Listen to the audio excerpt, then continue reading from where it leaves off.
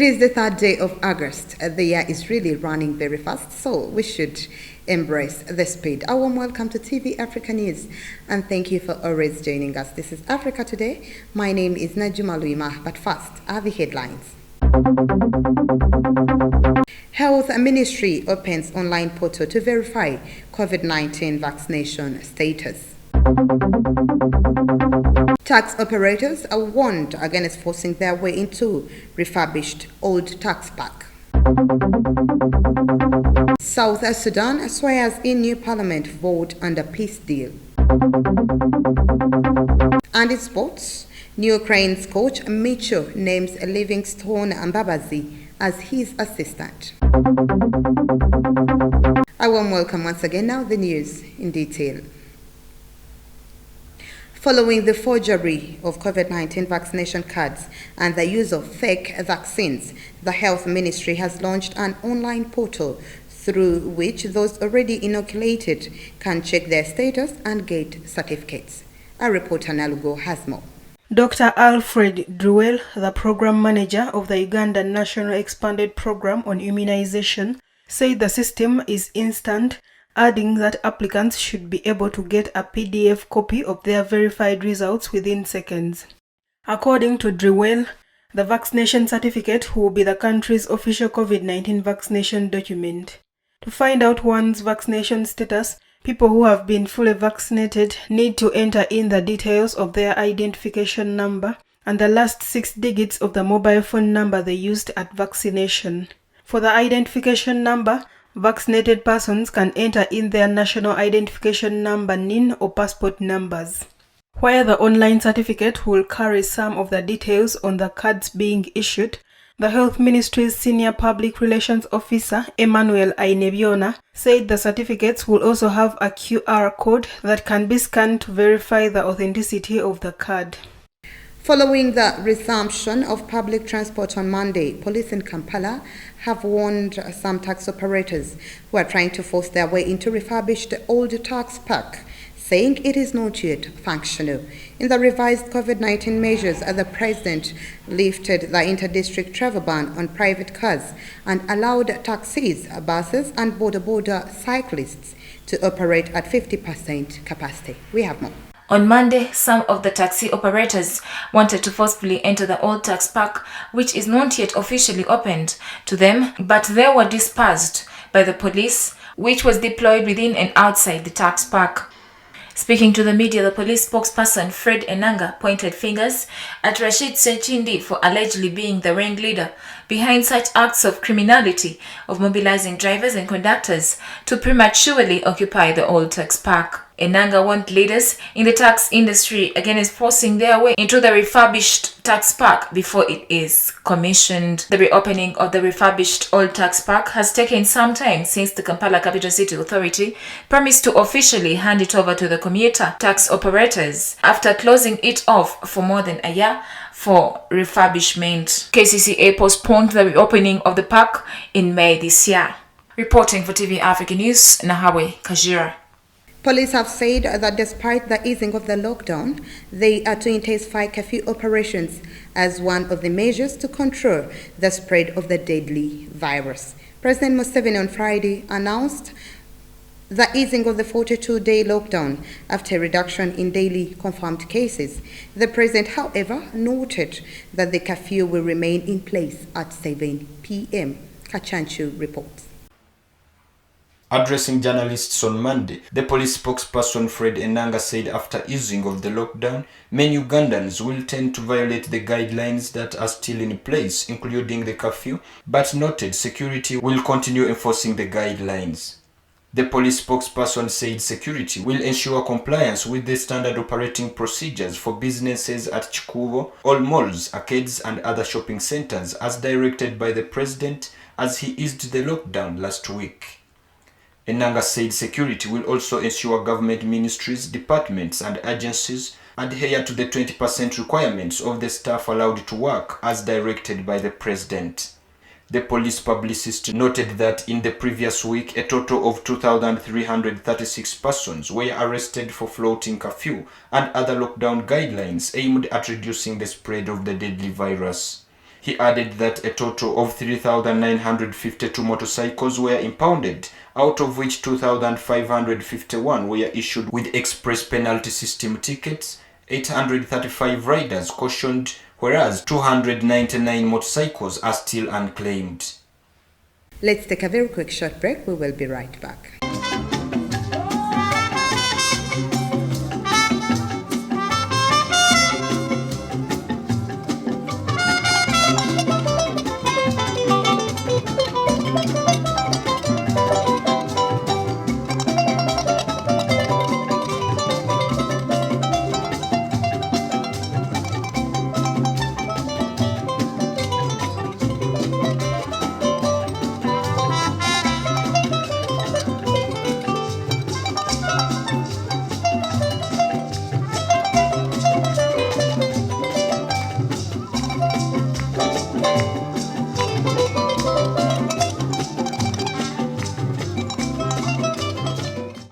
Welcome back. You're still watching TV Africa News, The Right to Know. South Sudan on Monday saw in hundreds of lawmakers to a newly created national parliament, a long overdue condition of a fragile peace deal that ended civil war in the young country. In all, 588 MPs, a mix of delegates from the ruling party and former rebel factions who signed the truce, took the oath of office at a ceremony in Juba, presided over by the Chief Justice. We have more on this report. The creation of an inclusive National Assembly was a key condition of the 2018 ceasefire that paused 5 years of bloodshed between government and rebel forces that left nearly 400,000 people dead. Like several other urgent and crucial provisions of the peace accords, the convening of parliament went long unfulfilled, eroding trust between the political rivals that unified in at a newest coalition after the war. It comes nearly a year behind schedule and remains incomplete, with 62 MPs absent from the swearing-in ceremony, some because of squabbles with the government over the power-sharing arrangement. Daniel Awet, deputy of the ruling SPLM party, hailed the occasion as a show of unity. South Sudan has struggled with war, famine and chronic political and economic crisis since celebrating its hard-fought independence from Sudan a decade ago. Former Ivory Coast President Laurent Gbagbo on Monday called for 110 detainees to be released, describing them as political prisoners. Laurent Gbagbo told around 100 wives of the prisoners, whom he met in the economic capital Abidjan, that they are fighting to get the prisoners out of there.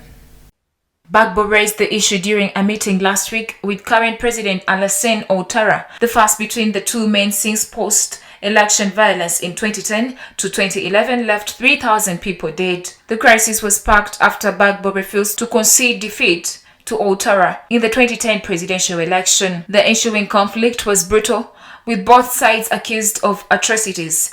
After Gbagbo was ousted, he was flown to The Hague to face charges of crimes against humanity, of which he was eventually acquitted. He returned to the former French colony, the world's top cocoa producer, in June with Ouattara's blessing. Among Gbagbo's list of 110 prisoners are some arrested in the 2010 to 2011 crisis and others picked up during the last presidential campaign last year. Some of the named prisoners were detained for actions linked to Gbagbo's return to the country in June.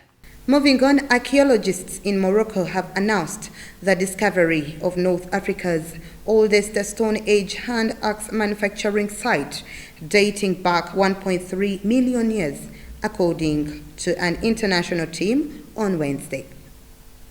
While addressing journalists in Rabat, the findings pushed back by hundreds of thousands of years the start date in North Africa of the Acheulean stone tool industry associated with the key human ancestor Homo erectus. It was made during excavations at a quarry on the outskirts of the country's economic capital Casablanca. Abderrahim Mohib, co-director of the Franco-Moroccan Prehistory of Casablanca program, said that this major discovery contributes to enriching the debate on emergence of the Acheulean in Africa. New findings at the Thomas Quarry site, first made famous in 1969 when a human half-mandible was discovered in a cave, meaning the Acheulean there is almost twice as old. The 17-strong team behind the discovery comprised Moroccan, French, and Italian researchers, and their finding is based on the study of stone tools extracted from the site. In 2017, the discovery of 5 fossils at Jebel Irhoud in Morocco, estimated at 300,000 years old, overturned evolutionary science when they were designated Homo sapiens. The Moroccan fossils were much older than some with similar facial characteristics, excavated from Omo Kibishi in Ethiopia, dating back around 1905,000 years. At least 249 rhinos were killed in the first 6 months of this year in South Africa, partly pushed by the easing of lockdown curbs that increased the movement of poachers, according to the Department of Forestry, Fisheries and Environment statement. South Africa is home to nearly 80% of the world's rhinos, but their horns are prized in traditional medicine in Asia, and poachers have continued to mount an onslaught on the species. The figure represents 83 more rhino killings compared with the same period in 2020. The bulk of the slaughter happened at the famed Kruger National Park, where 132 rhinos were killed. The minister said it was monitoring the increased pressure seen on private rhino reserves as they play a significant role in rhino protection. The trade is lucrative, and thousands of rhinos have been poached in South Africa over the past decade. Let's once again take a very quick short break. We will be right back.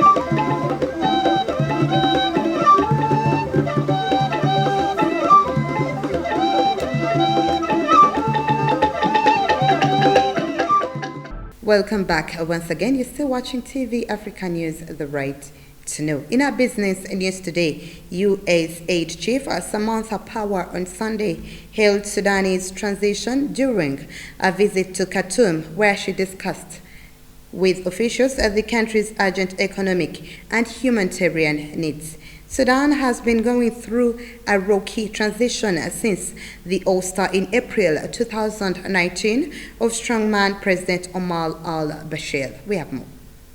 USAID said ahead of Samantha Power's visit that Western nations sought to support the civilian-backed transitional government after decades of the authoritarian rule. Power said the United States aimed to help Sudan reinvigorate the economy and to attract foreign investment. She later met the foreign minister and will also meet other top officials before leaving on August today. On Saturday, Power visited Sudan's western Darfur region, where she talked to people displaced during the grisly conflict there. Fighting broke out in 2003 when black African rebels complaining of systematic discrimination took up arms against Bashir's Arab-dominated regime. The UN says the years-long conflict killed 300,000 people and displaced 2.5 million.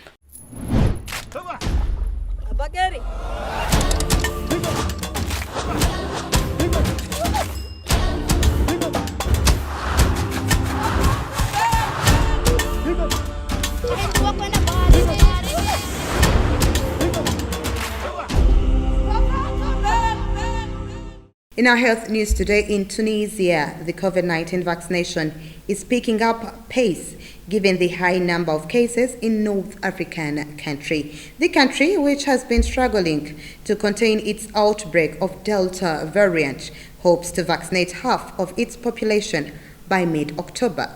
Nearly 1,200 people received their COVID-19 vaccine jab in one day at the El Menza Vaccination Center, officially in Tunis, which represents a 300% increase compared to previous days. Tunisians are now optimistic about the vaccine and hope the country reaches its target. Dr. Helachi, team leader at the El Meza Vaccination Center, said that at first the figures were very low at around 400 to 500 citizens vaccinated per day, although yesterday it was a turnout of 1,200 vaccinated in one day out of the 1,600 to 1,700 convened. Faced with the spread of the Delta variant and the lack of oxygen in its hospitals, Tunisia is currently in a critical situation. The small Maghreb country of almost 12 million people has one of the worst official mortality rates in the world, with almost 20,000 deaths linked to the new coronavirus.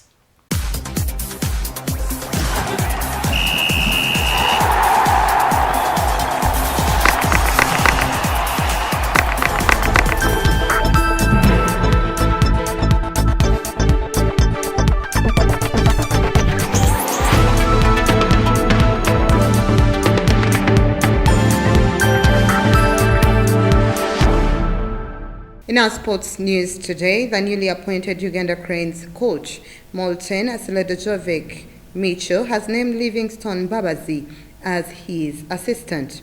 Ivan Sawanyana and Geoffrey Massa will retain their roles as the team physiotherapists and manager, respectively. We have more with Kachanchu.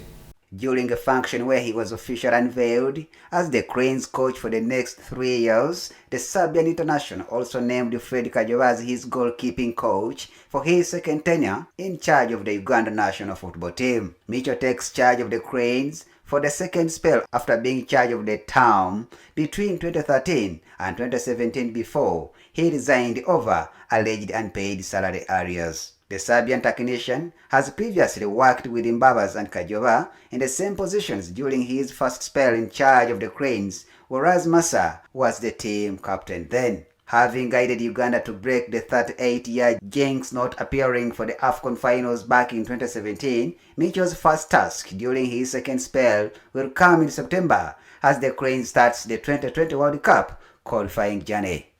Katende Chabasinga, reporting for TV Africa. I was born in Serbia. Myself, as a head coach of Uganda Cranes, from this moment, I'm looking to bring Mr. Frank Plain.